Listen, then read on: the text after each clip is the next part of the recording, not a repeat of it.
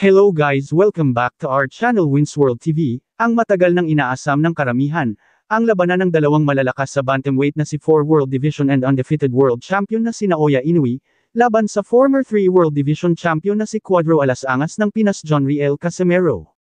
Ang sigaw ngayon ng Japanese fans at mga kumakalat sa mga social media platform tulad ng Facebook, Instagram at YouTube, ayon kasi sa Japanese community sa boxing at sa mga fanatics ay gustong-gusto nila makita ang laban Jonriel Casimero at Naoya Inoue, ngunit napag-alaman din ng boxing fans lalong-lalo na ng bansang Japan ang pag-iwas di umano ni Naoya Inoue sa mga malalakas na boksingero, lalong-lalo na kay Cuadro Alas Jonriel Casimero ng bansang Pilipinas.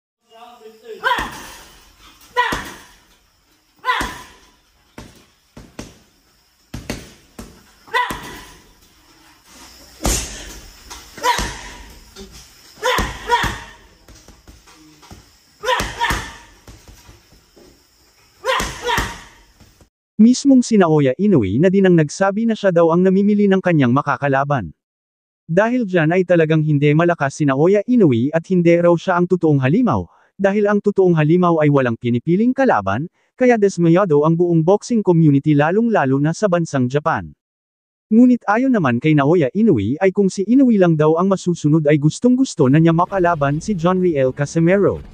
Sabik na nga daw si Naoya Inoue basagin ang pagmumukha ni Jonriel Casimero. Nakadepende pa sa promoter niya kung sino ang susunod niyang makakalaban. Sikat na sikat at wanted si Jonriel Casimero sa bansang Japan ngayon. Dahil sa buwan ng October taong kasalukuyan ay magkakaroon siya ng laban, wala pang pinangalanan kung sino itong makakalaban niya, ngunit ayon sa ating mga source ay kapag nanalo dito si Jonriel Casimero ay tiyak na si Naoya Inoue na ang susunod niyang makakalaban, kaya panigurado na ang ibibigay nilang kalaban ni Cuadro Alas ay bigatin at malakas, dahil nakasalalay dito ang pangalan ng sikat sa Japan na si Naoya Inoue. Dagdag pa sa ating mga balita. Cuadro Alas Jonriel Casimero dumating na ng Manila at puspusan na ang training para paghandaan ang isang malaking laban ngayon buwan ng October. Ngunit sa training niya ay nakakapagtataka na hindi na makikita ang kapatid niyang si Jason Casimero na kasama niya. Alam niyo kung bakit? Dahil sa training at laban niya ngayon ay hindi na makakasama si Jason Casimero.